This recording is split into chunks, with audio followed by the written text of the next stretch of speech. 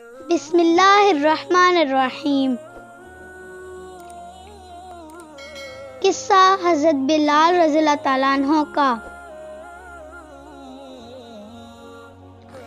حضرت بلال رضی اللہ تعالیٰ عنہ سے ایک دفعہ کسی نے پوچھا کہ آپ نے پہلی دفعہ حضور نبی کریم صلی اللہ علیہ وسلم کو کیسے دیکھا؟ بلال رضی اللہ تعالیٰ عنہ فرماتے ہیں کہ میں مکے کے لوگوں کو بہت ہی کم جانتا تھا، کیونکہ غلام تھا اور عرب میں غلاموں سے انسانیت سوچ سلوک عام تھا۔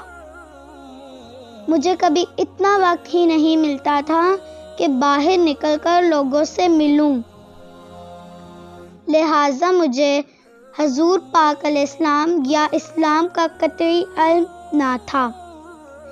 ایک دفعہ کیا ہوا کہ مجھے سخت بخار نے آ لیا۔ سخت جاڑے کا موسم تھا اور انتہائی ٹھنڈ اور بخار نے مجھے کمزور کر کے رکھ دیا، لہٰذا میں نے لحاف اوڑھ لیا اور لیٹ گیا۔ ادھر میرا مالک جو یہ دیکھنے آیا کہ میں جو پیس رہا ہوں یا نہیں، وہ مجھے لحاف اوڑھ کے لیٹا دیکھ کے آگ بگولا ہو گیا۔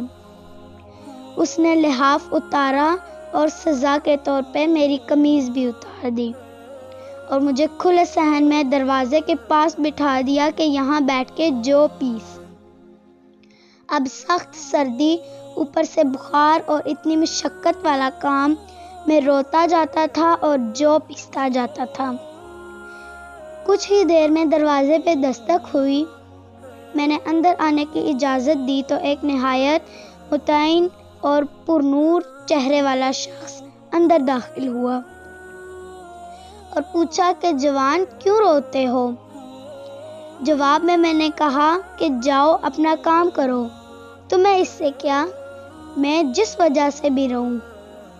یہاں پوچھنے والے بہت ہیں لیکن مداوع کوئی نہیں کرتا۔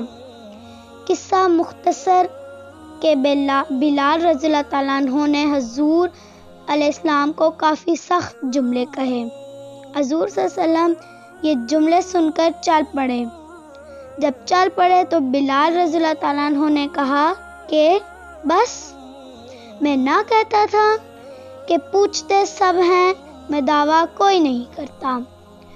حضور صلی اللہ علیہ وسلم یہ سن کر بھی چلتے رہے۔ بلال رضی اللہ تعالیٰ عنہ کہتے ہیں کہ دل میں جو ہلکی سی امید جاگی تھی کہ یہ شخص کوئی مدد کرے گا، وہ بھی گئی، لیکن بلال کو کیا معلوم کہ جس شخص سے اب واسطہ پڑا ہے وہ رحمت العالمین ہے۔ بلال رضی اللہ تعالیٰ عنہ کہتے ہیں کہ کچھ ہی دیر میں وہ شخص واپس آ گیا۔ اس کے ہاتھ میں گرم دودھ کا پیالہ اور دوسرے میں کھجوریں تھیں۔ اس نے وہ کھجوریں اور دودھ مجھے دیا اور کہا سو جاؤ، اور کہا کھاؤ پیو اور جا کے سو جاؤ۔ میں نے کہا تو یہ جو کون پیسے گا؟ نہ پیسے تو مالک صبح مارے گا۔ اس نے کہا تم سو جاؤ، یہ پسے ہوئے مجھ سے لے لینا۔ بلال سو گئے اور حضور صلی اللہ علیہ وسلم نے ساری رات ایک اجنبی حبشی غلام کے لیے چکی پیسی۔ صبح بلال کو پسے ہوئے جو دیے اور چلے گئے۔